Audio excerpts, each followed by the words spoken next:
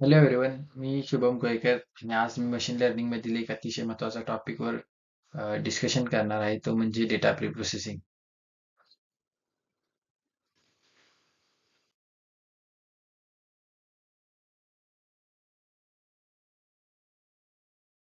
मग आपल्याला data pre प्रोसेसिंगची गरज का आहे? याचे सोपं उत्तर म्हणजे रिअल वर्ल्ड डेटा नेहमीच मेसी असतो. त्यात बरेचदा मिसिंग व्हॅल्यूज असतात. तो इनकन्सिस्टंट आणि नॉइजी असतो आणि त्यात इरिलेव्हंट इन्फॉर्मेशन असते. मशीन लर्निंग मध्ये गार्बेज इन आणि गार्बेज आउट हे तत्व पूर्णपणे लागू होते. जर आपण रॉ अनक्लीन डेटा थेट आपल्या मॉडेलमध्ये फीड केला तर आपल्याला इनॅक्युरेट आणि अनरिलायबल रिझल्ट मिळतात. डेटा प्री प्रोसेसिंग हा एक महत्त्वाचा ब्रिज आहे जो या रॉ डेटाला क्लीन स्ट्रक्चर्ड फॉर्मॅटमध्ये रूपांतरित करतो, ज्यामुळे आपले अल्गोरिदम्स प्रभावीपणे शिकू शकतात. ही मॉडेलची अॅक्युरेसी, इफिशियन्सी आणि नवीन डेटावर विश्वासार्थ प्रेडिक्शन करण्याची क्षमता सुधारण्यासाठी एक नॉन नेगोशिएबल स्टेप आहे. हेल्थ केअर पासून ते फायनान्शियल फ्रॉड डिटेक्शन पर्यंत सर्वत्र गंभीर हे सर्वत्र गंभीर आहे. उदाहरणार्थ, एक कस्टमर डेटा सेट विचारात घ्या, ज्यामध्ये काही वय मिसिंग आहे आणि सॅलरी वेगवेगळ्या करन्सीज मध्ये आहे. हा डेटा क्लीन न करता कोणताही अनालिसिस हा चुकीचा असू शकतो.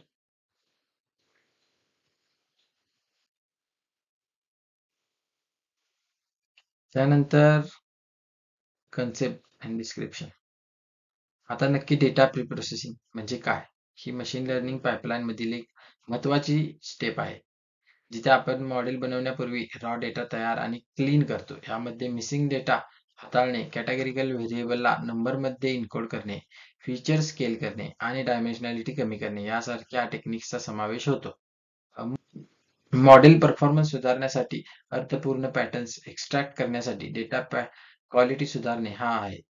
आपण हे सहसा पायथन मधील पांडास, नमपाय आणि सायकिटलर सारख्या लायब्ररीज वापरून करतो.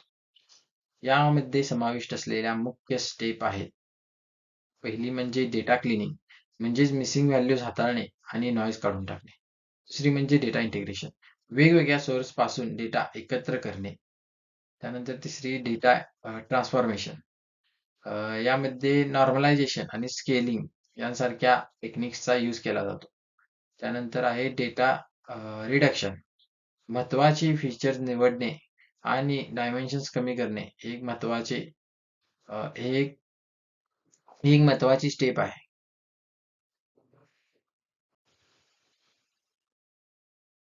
त्यानंतर हे एक्झॅक्ट कसं वर्क होतं, मीन्स वर्किंग मेकॅनिझम.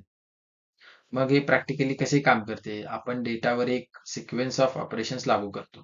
प्रथम आपण मिसिंग व्हॅल्यूज हाताळतो. आपण मिसिंग डेटा असलेल्या रो किंवा कॉलम काढून टाकतो किंवा मीन, मीडियन, मोड आणि अजून ऍडव्हान्स टेक्निक वापरून रिकाम्या जागा भरू शकतो. पुढे आपण कॅटेगरिकल डेटा इनकोड करतो. उदाहरणार्थ, लेबल इनकोडिंग इंटिजर लेबल्स नियुक्त करते, जसे की डॉग 1, कॅट 2. वन हॉट इन्कोडिंग प्रत्येक कॅटेगरीसाठी स्वतंत्र बायनरी कॉलम्स तयार करते. हे दोन इन्कोडिंगचे टाईप आहेत, लेबल इन्कोडिंग आणि वन हॉट इन्कोडिंग. नंतर आपण फीचर स्केलिंग करतो. अल्गोरिदम डेटाच्या स्केल बद्दल संवेदनशील असतात. स्टँडर्डायझेशन फीचर्सला झिरो मीन आणि युनिट व्हॅरियन्स वर स्केल करते. तर नॉर्मलायझेशन व्हॅल्यूजला एका रेंजमध्ये 0 ते 1 च्या दरम्यान घेऊन येते किंवा स्क्वीज करते. शेवटी आपण डायमेन्शनॅलिटी रिडक्शन टेक्निक वापरू शकतो, जसे की पीसीए म्हणजे प्रिन्सिपल कंपोनंट अनालिसिस, जे महत्वाची इन्फॉर्मेशन राखून फीचर्सची संख्या कमी करते.